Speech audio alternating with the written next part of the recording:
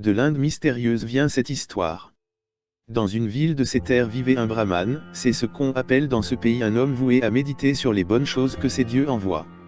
Ce brahman était très sensible au bruit, il aimait être calme, serein et pour cette raison il avait de fréquentes disputes avec les enfants car dans leur jeu ils criaient, couraient et faisaient beaucoup de bruit.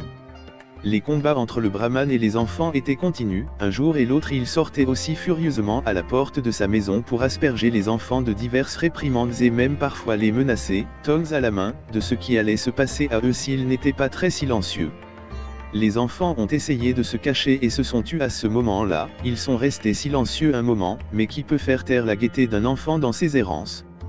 Dans la rue, les voisins apportaient de la nourriture à l'homme pour qu'il puisse subvenir à ses besoins et ainsi il pouvait se consacrer à la méditation et ainsi donner de bons conseils à ceux qui le demandaient en même temps qu'il l'amenait à se calmer vis-à-vis des enfants. Ne vous fâchez pas, lui ont-ils dit, ce sont des enfants, ils essaient de ne pas faire de bruit mais... Allez, commenta un autre, prends cette assiette de riz que je t'apporte et laisse les enfants jouer, si tu sais déjà totalement que quand un garçon se tait, c'est quand il y a lieu de s'inquiéter car cela signifie qu'il est malade. Un beau jour, un voisin lui apporta une cruche pleine de riz et il la lui offrit en cadeau. Le brahman était très content d'une telle quantité de riz, non seulement il pouvait manger pendant plusieurs jours, mais il pouvait aussi en vendre une bonne partie et gagner de l'argent supplémentaire.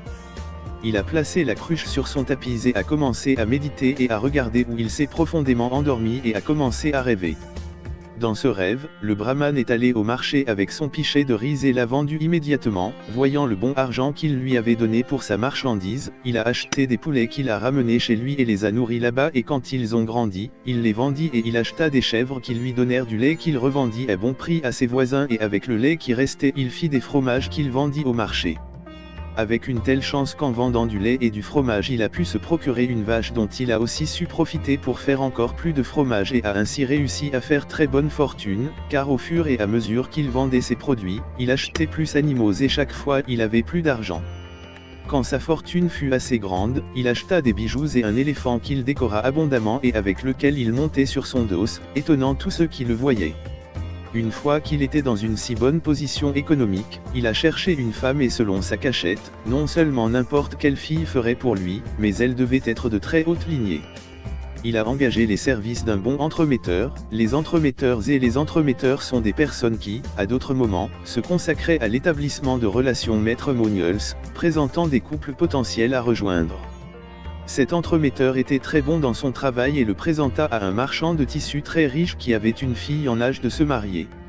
Les pourparlers ont commencé et dès que les deux petits amis se sont aimés, ils ont préparé le mariage. C'était un grand événement, ils ont décoré la rue et invité tous les voisins. Il y avait une abondance de nourriture, galettes de riz et différents jus préparés avec des fruits qui étaient distribués aux convives, ananas, mangue, bananes, oranges, des douceurs exquises de fraises, fruits de la passion, corosol, papaye, ces desserts joliment présentés ont fait le délice des gourmands, c'était un mariage à la mode, il y avait des musiciens et des danseurs, des artistes qui racontaient des histoires et même un dompteur d'éléphants. Le brahman endormi sur sa natte souriait à ce merveilleux rêve de richesse et de bonne fortune qu'il faisait. Une fois marié et on sait déjà que dans les rêves il n'y a ni temps ni lieu mais que les choses arrivent car oui, il était déjà avec plusieurs enfants vivant très harmonieusement dans son foyer. Mais sa mauvaise humeur envers les enfants ne le quittait pas même dans son sommeil et voilà, dans sa rêverie, il persécutait ses enfants en les réprimandant et en leur lançant un grand nombre d'insultes afin qu'ils le laissent reposer en paix dans ses méditations.